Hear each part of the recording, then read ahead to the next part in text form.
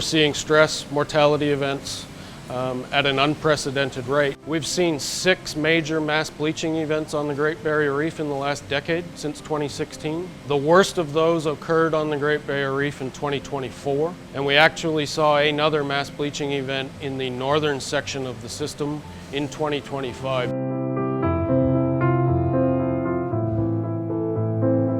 These reefs are really important for things like wave protection, a source for novel medicines. For example, Alzheimer's and cancer medicines have come from coral reefs.